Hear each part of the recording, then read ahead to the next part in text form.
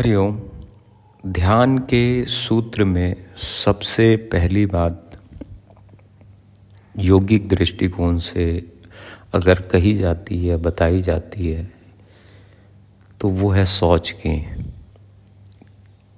शारीरिक जितनी भी क्रियाएं होती हैं या कार्य होते हैं शरीर के, पहले वो बहुत अच्छे से और सुचारू रूप से अगर काम करने लगते हैं तो साधक योग्य होता है अपनी ऊर्जा को रूपांतरित करने के लिए। आपका अगर शरीर अच्छा है तो आपका जो मन होगा वो चेतना के ओर जाने के लिए तत्पर होगा। चेतना अच्छे शरीर पे अच्छी चेतना का निवास होता है और स्वच्छ शरीर में स्वस्थ चेतना का निवास होता है। आप अगर चेतना के माध्यम से अपने ध्यान को घटित करना चाहते हैं तो आपको पहले शौच या अपने शरीर को शुद्ध करना पड़ेगा, और यही योग में बताया गया है। और जैसे ही हम गहरे तल पे अगर जाते हैं तो गहरे तल में जब समाधि घटित होती है ध्यान पे, तो समाधि तभी संभव हो सकती है जब आपका शरीर स्वच्छ हो और आपकी जो चेतना है या जो आपका जो मन है भटकाव से हट के आंतरिक तल पे लग जाए। आंतरिक तल पे लगेगा तभी समाधि घटित होगी। शरीर अगर बीमार है तो उसकी चेतना भी बीमार होगी। शरीर अगर दुख में है तो उसकी चेतना भी दुखी होगी। और शरीर अगर किसी चीज़ में सुख पा रहा है तो उसकी चेतना भी सुख में विलीन हो जाएगी। तो चेतना को पहले जिस शरीर पे लाना है उस शरीर को स्वस्थ रखना, या उस शरीर से हर वो चीज़ों को निकाल देना जिसका काल्पनिक हो रहा है या काल्पनिक चीज़ें हैं। आप शरीर के अंदर के जो कार्य हैं उसे पहले समझिए। और शरीर कामनाओं की पूर्ति के लिए नहीं है। शरीर कामनाओं की पूर्ति के लिए हो भी नहीं सकता। अगर कामनाओं की पूर्ति के लिए होता तो शरीर सदा दिन यहीं रहता, उसकी वही अवस्था होती।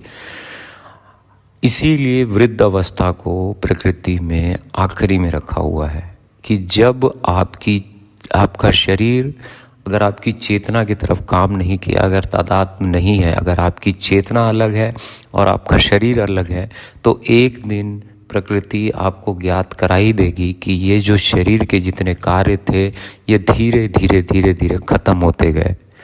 जैसे पहले आप खाने में रस लेते थे, वो रस ख़त्म हो जाता है।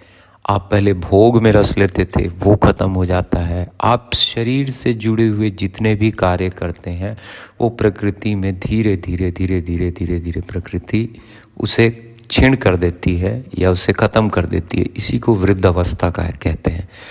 तो पहले आपको ये गहराई से सोचना होगा कि जो शौच होता है या हमारे शरीर की जो शुद्धि होती है वो आपके शरीर में आपको स्थिति स्थिर करती है, और वहाँ से जो चेतना उठती है या मन के अंदर में जो भी कामनाएं उठती है वो स्वस्थ होती है और स्पष्ट होती है। आपको कहीं भटकने की फिर आवश्यकता नहीं होती है। आपके शरीर के जो कार्य हैं जैसे सांस, जैसे मल त्याग हो गया, आप जितने भी जैसे भूख हो गया, इसमें से किसी भी एक कार्य को आप लेके आप उसके तरफ अगर करना शुरू करते हैं, उसके ऊपर काम करना शुरू करते हैं, तो आप एक स्वस्थ जगह बनाना शुरू करते हैं अपने शरीर में, या स्वस्थ कार्य शुरू करते हैं अपने शरीर में। यही उल्लेख जो भोजन की ग्रहण को रोकने का है, जिसे उपवास कहते हैं, ये आपको उसी तल पर लेके जाएगी।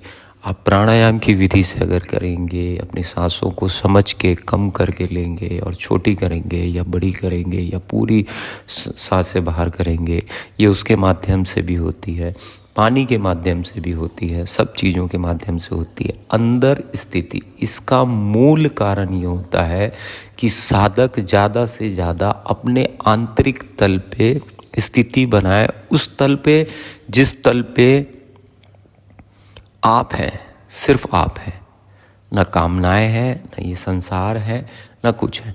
ज़्यादा से ज़्यादा आप अपने अंदर में स्थिर होना चालू करेंगे, अपने अंतरतल को पहचानने लगेंगे, तब आप ध्यान के लिए तैयार होंगे और तभी ये सारे कार्य करने के बाद में आपको समाधि घटित होगी। जितना ज़्यादा शरीर चेतनता की ओर जाएगा, उतना ज़्यादा ही ध्यान चेतनता की ओर जाएगा। अगर आपके शरीर ने ज़्यादा भोजन किया हुआ है तब भी आपको नुकसान उठाना पड़ेगा। आपके शरीर ने अगर कम भोजन किया है तब भी आपको नुकसान उठाना पड़ेगा। पहले अपने शरीर को जानना होगा, अपने सोच को जानना होगा, समझना होगा, उसकी क्रिया करनी होगी, उसके बाद ही ध्यान के ऊपर हमें काम करना होगा। ये सूत्र हैं ध्यान के, और इसमें सबसे पहला जो सूत्र है सोच का, यही सबसे बड़ा, और जिस साधक ने इसे समझ लिया या इसे अपने शरीर के अंदर में घटित कर लिया तो वो समाधि को पाने के लिए पर हो जाता है। आपको अपने शरीर के जितने कार्य हैं वो अगर वो नहीं मालूम है आपको, तो आप हमेशा कल्पनाओं के आवरण में ही रहेंगे और कल्पनाएं ही चलते रहेंगी। वैसी कल्पनाएं जिसका कोई अस्तित्व नहीं है, जिसका कोई छोर नहीं है। आप एक बार ध्यान लगा के बैठेंगे, एकाग्रचित्त होंगे, आप सिर्फ और सिर्फ कामनाओं में और काल्पनिक आवरण में ही घूमते रहेंगे।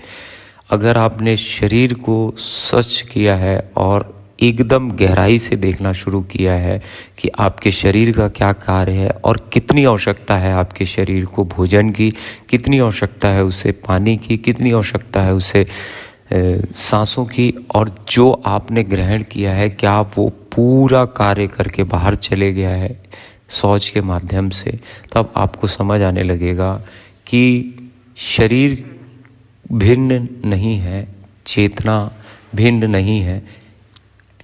अगर इस जन्म में अगर आपको ये शरीर मिला है तो आपको साधना होने के लिए मिला है, ना कि आपके इंद्रियों के बाबत आपको बाहर जाने के लिए या भोग के लिए मिला है। इसके लिए समझ आने लगेगा, क्योंकि अगर स्वस्थ शरीर अगर घटित करते आप सोच के माध्यम से, तभी आप योग्य होते हर एक कार्य के लिए।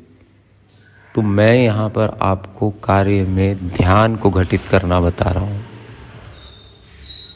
अगर आप सोच के माध्यम से अपने शरीर में स्थिति और स्थिरता बनाने लगते हैं तो आपको ध्यान घटित हो ही जाता है, और ध्यान घटित होता है तभी समाधि की बारी आती है। हरिओम। मैं योगाचार्य शिवाय, doctor in naturopathy and yoga science. Her her Mahadev.